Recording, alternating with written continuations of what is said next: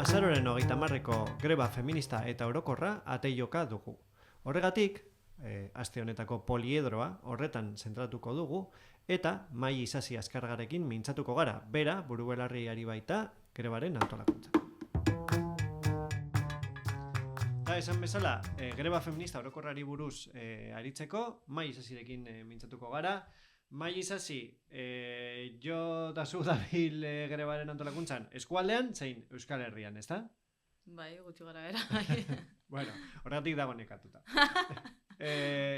Bueno, azteko, azaroaren 30ean greba feminista eta orokorra egongo da Euskal Herrian. Lehen aldia da feminista eta orokorra izango dena. Horrek zer esan nahi du? Nola egituratuko da? Ze suposatzen du horrek? Vale, bai, hori da, lehenengo aldia da feminista eta orokorra kontzeptuak batzen ditugunak greba baten bueltan. Eta pixkat, bueno, bai jarri nahi da edo bai jartzen ari da prozesuan zehar ere bai pixkat azpimarra horretan. Alde batetik greba feminista bada, bueno, horrek ezaugarritzen duelako, mugimendu feministatik gidatutako edo lideratutako prozesu bat izaten ari da. Mugimendu feministak jarri zuen mahai gainean grebaren planteamendua bera eta gero hainbat eragile sozial, sindikal eta politiko ezberdin, ez? Gehitzen joan dira bidean. Baina gainera, bueno, feminista hitzak ere bai edo ez izenak ere bai, ez? Ezaugarritzen du grebaren nolakotasuna, ez? Ez da greba orokor bat bezalakoa izango, eta uste dugu feminista dela ere bai, badoalako nolabait, bueno, zaintzak erdigunean jartzeko, ez? Aldarrikapena egiten dugunean, edo bizitzak erdigunean jartzeko aldarrikapena egiten dugunean, sistema kapitalista heteropatriarkal osoaren logika ari gara impugnatzen ere bai, ez? Nolabait, eta, bueno, pues horregatik bada feminista, baina gero esaten dugu ere bai, azpimarratu behar dela, greba orokor bat ere badela, ez? 2018 eta 2019an bi greba feminista bizi izan genituen Euskal Herrian, eta bueno, greba horietan emakumeak geunden grebara deituta, emakumeak ginen grebaren subjektu, baina oraingo honetan badago aldaketa potente bat dela jendarte osoa dagoela interpelatuta, bueno, azken finean, zaintza krisia badelako jendarte osoa interpelatzen duen arazo bat, guztiak izango gara, ez? Bueno, zaintzak guztion gorputzak gurutzatzen ditu oso bizitza osoan zehar, eta guztiok beharko ditugu gure bizitzako gune ezberdinetan, eta horregatik zaintza sistema publiko komunitarioaren aldarrikapen hori ere bai jendarte osoak egin behar duela, ez?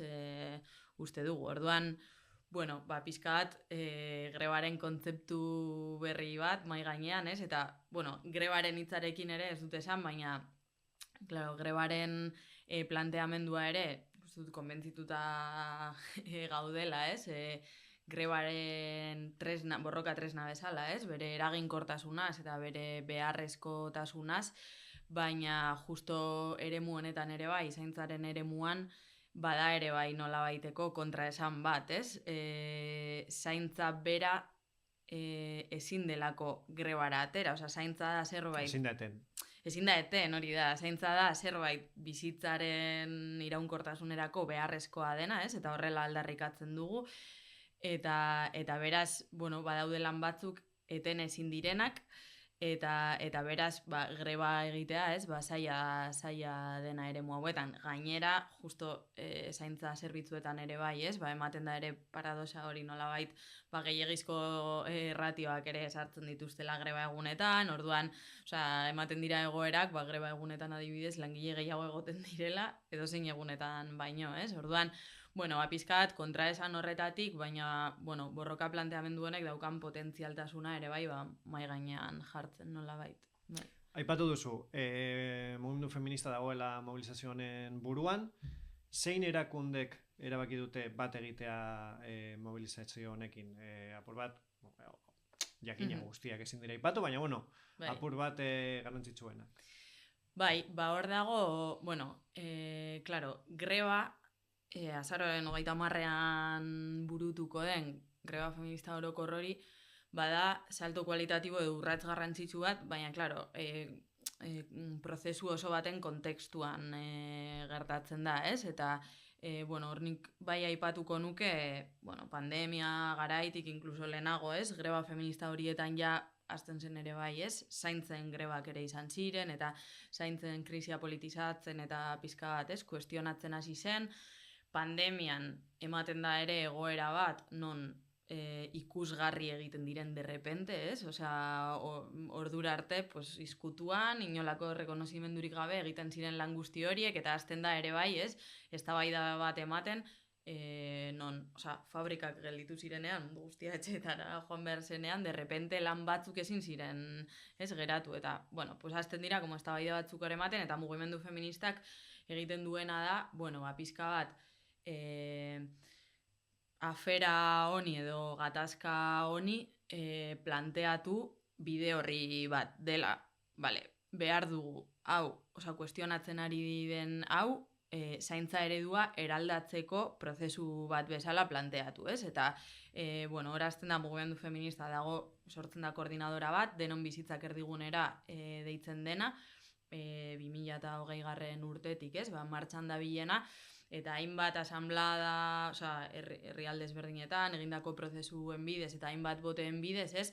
Hor planteatzen dena da, eredu hau eraldatzeko nolabaiteko hortzimuga bat edo planteatzen da, hori dela, ez? Pizkat zaintza sistema publiko komunitario hori, edo pizkat aldarrikapen orokor hori, eta horrekin batera egiten da ere bai, ez? Nolabait, urgentziasko aldarrikapenak gero sartuko gara pizkat horretan. Baina, nolabait hartzen du iniziatiba, azken finean, ez? Zaintza lanak demokratizatzeko eta zaintza eredua eraldatzeko, prozesu bat kanalizatzeko, eta jartzen du mahai gainean ere bai, grebaren pizka bat borroka planteamendua, azken finean dela tresna bat, hau agenda politikora ateratzeko. Eta prozesu horretan planteatzen da, alde batetik grebaren eguna bera, eta greba egunera ere bai atxikitzeko deialdia egiten zaio ezberdinei, eta greba eguna denez, sindikatu ezberdinei egiten zaie interpelazioa, eta hor Euskal Herriko gehiengo sindikalak bat egiten du, ez? Grebaren deialdiarekin, ELA, beste ilaz, SK, CGT, 3 sindikatua ere sartu da azkenengo asteetan, hor badoaz, ez, atxikitzen ere bai grebaren planteamendu horretara eragile ezberdinak. Eta gero, grebaren antolaketa prozesuan ere bai, bi sujetu nagusi edo aktibatzen dira. Alde batetik, mugimendu feminista, lehen esan bezala, ez? Greba honen lidergotza pixka bat ezaugarritzea eta, ez? Markatzen ari dena, eta gero beste alde batetik, irekitzen ari dira espazio zabalago batzuk, ez? Greba batzorde mistoak edo, mistoak emakume gizonak irekia delako parte hartzera, baina mistoak ere bai eragileei dagokionez. Hor sindikatuetatik, pentsionisten mugimendutik, mugimendu feministatik, baina baita tokian tokiko gazte mugimenduetatik parte hartzen ari da jende ezberdina. Orduan, pixka bat, hori prozesu akumulatiboa ere bai izaten ari da zentzu horretan, baina esaten nuen grebaren planteamendua egiteaz gain, badago beste bote garrantzitsu bat edo beste prozesu honetan, ez? Beste atal garrantzitsu bat badela hitz egiten ari da herri akordio baten inguruan. Greba bai da salto kualitatibo bat, pizkat arduradunak, egoera honen arduradunak interpelatzeko eta instituzioak interpelatzeko, zaintzaren eraldaketa honetan konpromesu konkretuak arditzaten, baina bai planteatzen ari da, hori, behar duguna dela, ez? Epe ertaineko edo epe luzeko bide bat ere irekitzea, azkenean, borroka ziklo bat irekitzea, alik eta kolektibo eta eragile gehien ere bai, ez? Babestuko, osea, alik eta eragile gehienek babestua, azkenean, bueno, pues esaten genuen konpromiso konkretu horiek materializatzera bidean, ez? Bide ezberdinak egiteko. Herri akordioarena bada hori, bueno, pues modu bat, azkenean grebaren aldarrikapenak ere bai, gero konkreziora eramateko, baina plano ezberdinetan ziurazki egingo dena, ez? Osea, badaude instituzio orokorrago batzuk, izan daitekeena bezala, ez? Edo Nafar gobernua edo Eusko Jaurlaritza bera, baina gero tokian toki ere bai, horrelako prozesuak ere bai, zabaltzeko apustua egiten da, eta hor eragile ezberdinek parte hartu behar dute, eta eragile ezberdinei egiten zaie deia. Momentu honetan, herri akordio hori izenpetzen dute Euskal Herriko 30 eragilek baino gehiago. Orduan pizkat hori da, como sujetua eta parte hartzea, esango nuke. Orduan, greba honen beharra sortzen da prozesu baten arira. Zeintzuk dira prozesu horren aldarrikapen nagusiak? Aipatzen da zaintza sistema publikoa eta komunitarioa. Suposatzen dut, aipatu duzun moduan. Publikoak argi eta garbi. Hartu behar du bere gain Eusko Jaurlaritzak, bereziki, edo Nafarrako gobernua, Euskal Herrian hitz egiten badugu. Eta gero komunitarioaren dimentsioa zein da? Eta publikoan zer eskatzen duzu ezizki? Bai, bueno, lehen esan dakoa, ez? Badaude aldarrikapen ezberdinak, pizkat plano ezberdinetan kokatzen direnak, zaintza sistema publiko komunitarioarena bada, ez? Pizkat txapela orokor bat, baina gero badaude, ez? Nolabait, como urgentziasko ere bai aldarrikapen batzuk. Hor, bueno, azkenean eskatzen ari dena dela zaintza beharrak, zaintza eskubide kolektibo gisa aitortua egon behar duela, eta hori da pizkat como grebaren karteletan eta agertzen dena, ez? Eta horrek zer ekartzen du, azkenean hori zaintza izan behar duela instituzioetatik, ez? Edo publikotik kubritua egon behar duen, osea, zaintza beharrak, ez? Egon behar dutela kubrituta zerbitzu publikoetatik. Gaur egun ikusten ari garelako hori, naiz eta titularidade publikoa bai daukaten, ez? Zaintza zerbitzuek, gero eta privatizatuago daudela, plataformak IMQ bezalako multinazionalak. Hori da, multinazionalak sartzen dira, funts putreak sartzen ari dira ere bai erresidentziak kudeatzera, osea, lehen pizka bat, ez? Eraikuntzarekin ematen zen bueno, pues fenomeno guzti hori negozioarena, ez? Eta enpresena orain ikusten ari gara, zaintza badela azkenean hori, negozio bihurtu den zerbait, ez? Eta guk aldarrikatzen duguna da, hori privatizatzeari utzi behar zaiola, alde batetik zaintza beharrak publikoki kubrituak egon alizateko, baina beste alde batetik ere bai ikusten ari garelako privatizazio horren ondorioz zaintza zerbitzuak prekarizatzen ari direla, bai atentzioari dagokionez eta bai lan baldintzei dagokionez, ez? Osea, gaur egun Euskal Herrian egiten baldin badugu media bat zaintza zerbitzuetan, ez? Edo zaintza sektorean lan egiten duten langileen baldintzena da, osea, soldata minimoaren azpitik ateratzen da media, hau da, honek esan nahi du zaintza lanetara dedikatzeagatik ja prekarietatean bizi behar zarela, ez? Eta, bueno, pues badaude ere bai, osea, zaintza sektorean egoera ezberdinak, Araban adibidez orain erresidentzietako hitzarmena borrokatzen ari da, osea, Araban ez dago ez da hitzarmenik erresidentzien kasuan, hori, pues urtean 1.800 ordu uste dut lan egiteagatik, hori, pues 1.000 euroko miseriasko soldatetara, ez, mugatzen dela, eta ez hau bakarrik, eske ematen diren lan baldintzak askotan salatu izan dira, ez, baina da gehiegizko ratioak daudela, eta horrek ekartzen dituela osasun arazoak, estres egoerak,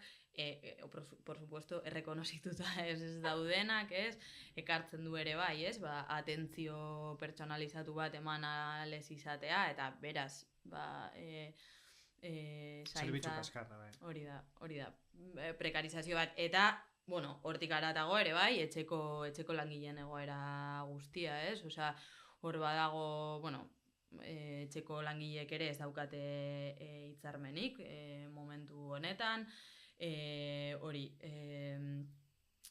bai asko eta asko ere egoera ez irregularrean daude, eta orduan, bueno, pues, hor ematen diren lan baldintzak dira kasi inkontrolableak, gehienetan ere bai, hori, pues, miseriazko egoeretan, eta incluso asko eta asko, ez, egoiliar edo, bueno, interna bezalako funtzioetan, ba, zure lantokia zure etxea bihurtzen denean, eta, bueno, pues, horren truke kasi inolako rekonozimendu ekonomikorik jasotzen ez dutenean.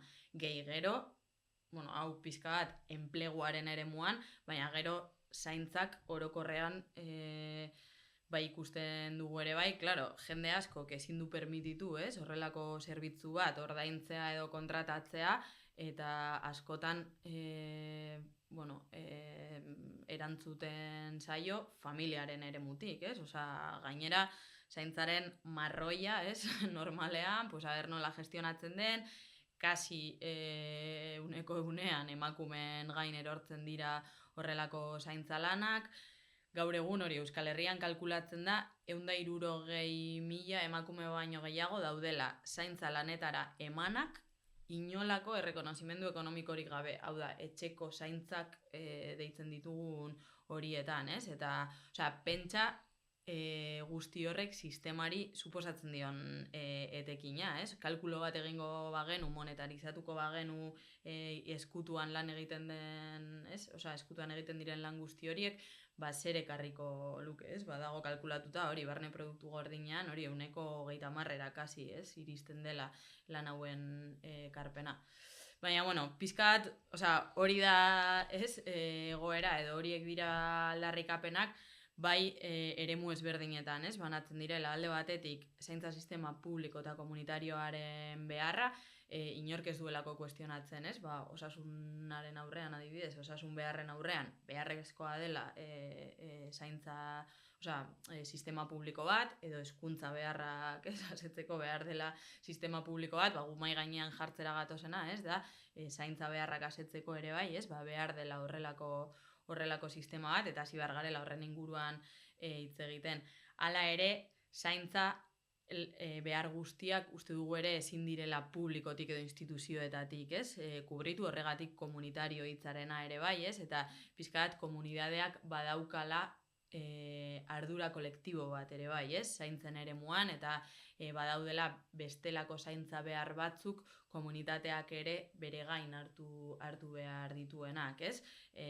Bueno, bai izan afektiboagoak, izan, ez? Horrelako, bueno, ba, etxeko edo auzoko, ez? Bizitzari dagokionez, eta guzti hori. Orduan, badagoela ere bai, bueno, eztabaida bat eman behar dela edo hasi behar garela, ez? Hitz egiten, ba, pandemia garaian ere bai sortu ziren iniziatiba horiek ere izan daitezke inspirazio bat, ez? Ba, nola auzoetan, ez? Antolatu gaitezkeen edo herrietan antolatu gaitezkeen, ez? Ditugun behar ezberdinak ere bai, ba, erantzuteko komunitatean eta bar. Eta gero hori, esandakoa, badago alde batetik hau, badago este alde batetik zaintza eskubide eta ardura kolektiboarena, eta hor bai esaten da, adibidez, aldarrikapenetako bat bada, lan merkatua ere bai beste modu batean antolatu behar dela, zaintzarako denborak egon alizateko, eta beraz lan jarduna murriztu behar dela, 30 ordura jaisteko aldarrikapena egiten da, baina noski hau zaintza ardurak konpartituarekin, eta gizonek zaintza lanetan ere ardurak hartzearekin lotu behar da, porque, bueno, pues, gaur egun ikusten dugu, ez? Osea, zaintzarako denborak nola dauden banatuta, zaintzarako lizentzia eta baimen guztiak ere bai, ze feminizatuak dauden, ez? Orokorrean izan sektore ezberdinetan, baina orokorrean emakumeek hartzen dituzte, eta pues, gizonek hartzen dituztenean, ez? Ematen dira ere bai horrelako egoera, bueno, pues, lizentzia hartu bai, baina gero pues, zaintzarako ardurak gutxi bete, eta, bueno, orduan, hor badago ere aldarrikapen bat, ez? Erantzukidetasunaren bidean ere bai, ez? Ba gizonek ardura karditzaten, eta gero badago lehen komentatu dugun ere guzti hori, ez? Osea, zaintza sektoreko lan baldintzak duintzea, ere bai exigitzen dugu, eta hor badaudela hori urgentziazko egoera batzuk, adibidez hori interno edo egoiliarren erregimena, zaintzaile egoiliarren erregimena desagerraraztea, edo hori zaintzaileen lan baldintzak behatzea eta lan baldintzako betzearena, eta bar. Orduan, bueno, pizkat hori da bidea, eta nik uste dut prozesu honek ere bai laguntzen ari duela, bueno, hor ere badago ez aldarrikapen bat, zaintzaileen sareak ere bai eraikitzen eta babesguneak ere bai eraikitzen joan behar garela, eta bueno, nik uste dut prozesu honek gutxienez bai ari duela, bueno, erdigunean jartzen aldarrikapen guzti hauen bidez, hori, zaintzaren konfliktoa eta honen aurrean guztiok daukagun, naiz eta oraindik ere jende bat interpelatua sentitu ez den, baina guztiok daukagun ardura hori. Azkenean, guztion bizitzetan, momentu batean edo bestean, gertuago edo urrunago, baina agertzen den gai bat delako. Eta eskualdera ekarrita, aldarrikapen sorta hau, aipatu duzu, greba orokorra dela, zentzu horretan, egongo dira piketeak, baina greba feminista ere bada eta zaintza erdigunean jarriko da. Orduan, nolabait, greba eskualdean ezaugarritu da beste modu batean. Ezelduko diguzu, apur bat, zein zengoen egitaragua nola egingo den? Bai, bueno, aiaraldean ere nik uste dut, azkenengo urteetako ere bizipenetatik hasten dela antolatzen greba hau. Claro, aiaraldean hori 2020ko greba orokor horretatik badago nolabait, bueno, aiaraldeko greba batzordea deitzen den espazio bat, espazio kolektibo edo anitza dena, eragile ezberdinek parte hartzen dutena, eta aiaraldean nik uste dut badago ere bai, azkenengo urteetan bizi izan den prozesu bat, orokorrean gure bizitzen aurkako oldarraldi ezberdinek, edo sistema bera, nolabait sistemak berak eragindako oldarraldi edo eraso ezberdinei erantzun dinamika bat. Egon dela, erantzun dinamika kolektibo bat, hori igual aipagarriena edo ikusgarriena bada, Tubacexen greban bertan, lortu zena, pizka bat greba bera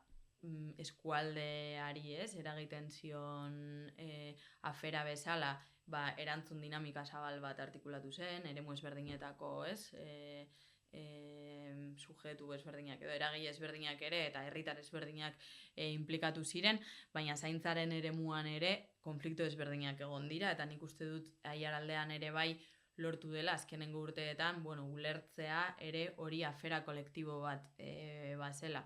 La Encinako residentziako langileen gatazka gertatu zenean, edo Madres Mercedariaseko Orozkoko zentroa itxi nahi zutenean ere, hori ere, azkenengo egotan jakin izan dugula borrokaren bidez, lortu dela azkenean atzera botatzea eta zentroa irekita mantentzea.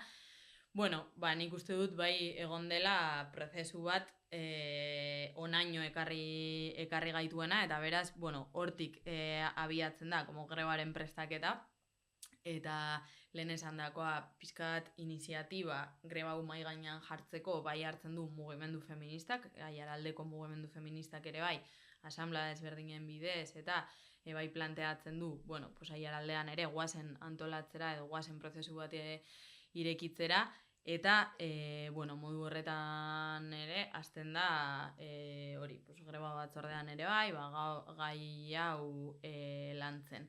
Claro, lehen esan duguna, greba feminista orokor bat izan da ere, grebaren planteamendua ere nolabait berpentsatzera garamatza honek, eta bai planteatzen genuen hori, pues, greba orokor izaera bai eman behar geniola, ambizioa badela, precisamente lehen esaten genuenagatik, ez?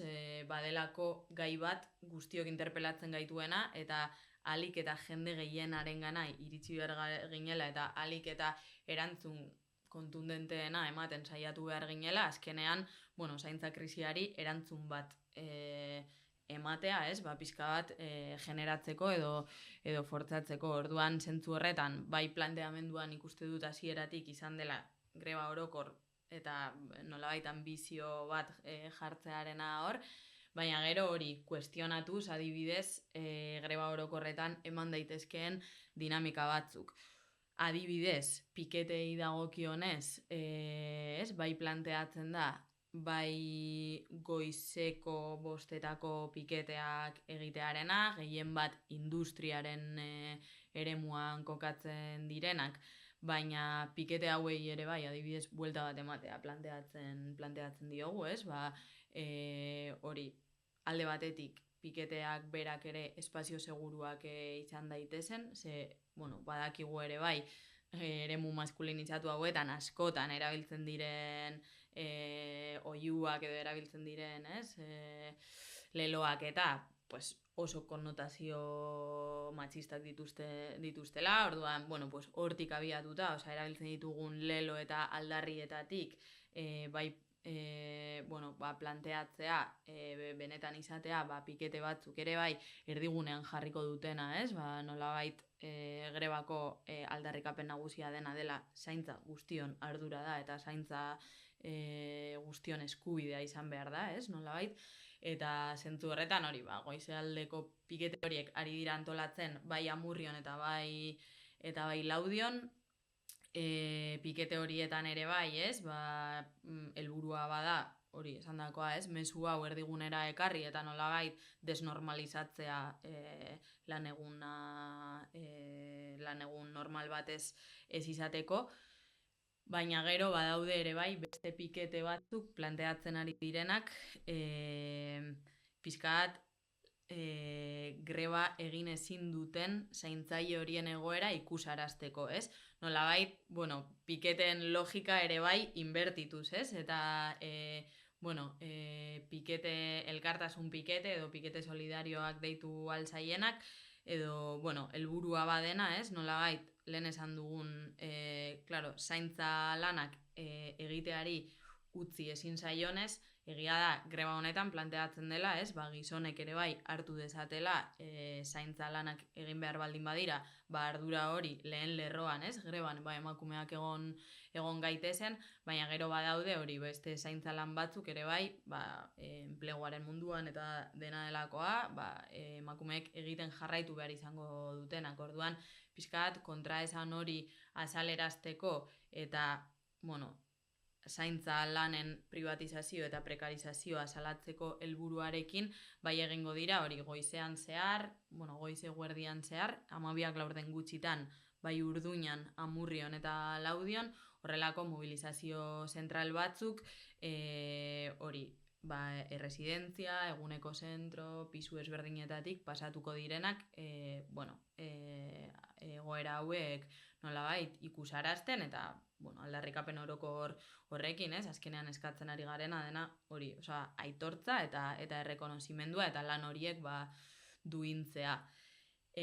Kontsumo greba ere bada, orduan, lanketa egiten ari da komertzio eta ostalaritzarekin ere bai, herri ezberdinetan, baina, bai, hori, greba batzordetik eta mugimendu feministatik ere bai, merkataritza, tokiko merkataritza eta komertzio txikia zaintzeko ere aldarrikapen hori jarri nahi da mai gainean, eta komertzio lokala sustatzeko, baina ez azaroaren 30ean, baizik eta ez, pizkat deialdia egiten da aurreko egunean edo ondorengo egunean erosketak egiteko, baina egun horretan kontsumo greba izateko. Orduan pizkat, goizean zehar egongo dira hori pikete eta kalejira ezberdinak esandako goizeko 5 piketeak, gero herrietan ere bai, ez? Grebak presentzia izateko komertzioetatik birak, eta herrietan ere bai egongo dira infoguneak eta pizkat propagandaguneak eta aldarrikapen guneak, eta gero eguerdiko kale jira hori. Eta gero, arratsaldean bai egongo da mobilizazio zentrala, Laudioko plazatik aterako den arratsaldeko 6etan, eta, pizka bat zaintza sistema publiko komunitarioaren aldarrikapen horretan, ez? Alik eta jende gehien batzea da ideia, eta, pizka bat lehen komentatu dugun herri akordioaren logika horretan ere bai, ez? Grebak eman duena bildu, eta, aurrera begira ere bai lanean jarraitzeko deia edo egingo da.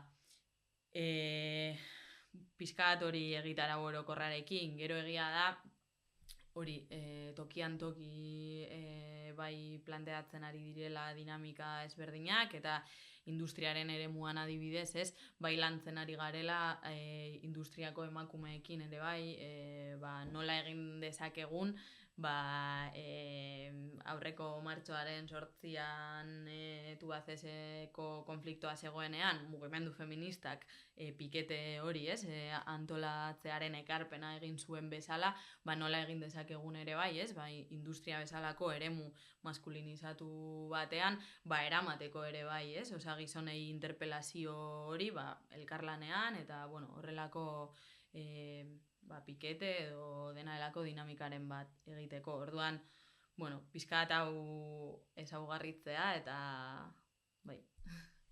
Mai, uste dut primeran azaldu duzula grebaren nondik norakoak, tokiko planteamendua. Azkeneko mezua, norbait oraindik zalantzan badago greban parte hartzeko, azken erabakia hartu behar badu, zein mezu bidaliko zen?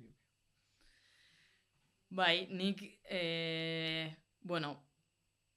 mezua edo ariketa egitea, ez, pentsatzeko norengatik edo zergatik atxikitu, baina greba honen beharrezkotasunaz, ez, guztiok daukagu ondoan, inguruan, zaintza lanetan, ez,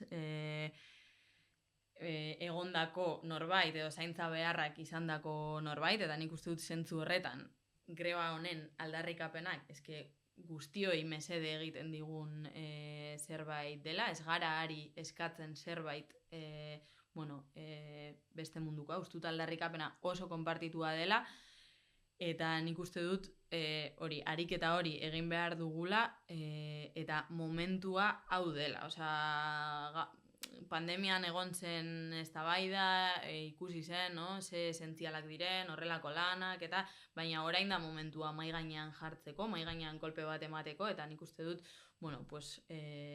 hori aurrera urrats bat eman ahal izateko, egia da guztiok edo jende asko konektatzen duela, ez, horrelako aldarrikapenekin, baina gero egon daiteke, ez, zalantza daukanik, ea greba orokor bat egiteko hainbesterako, ez, arazoa den edo dena delakoa, nik uste dut baietz, eta hori, momentua hau dela, guztiok elkartu behar ditugula indarrak, ez, nola bai, salto kualitatibo bat eman ahal izateko eta instituzioei zor digutena eskatzeko, eta gero, nik uste dut emakume bezala,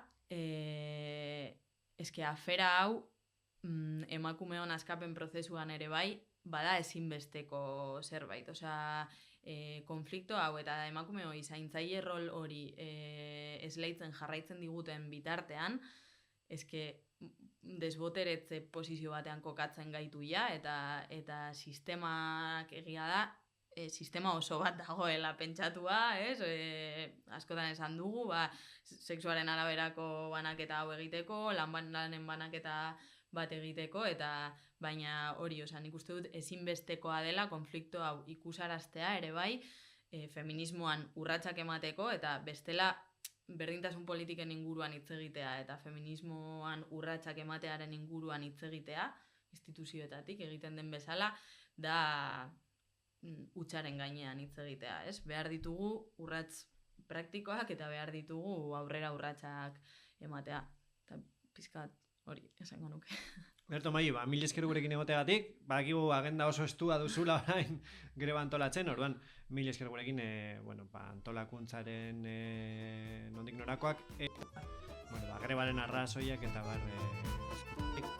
Eskerrik asko, bai.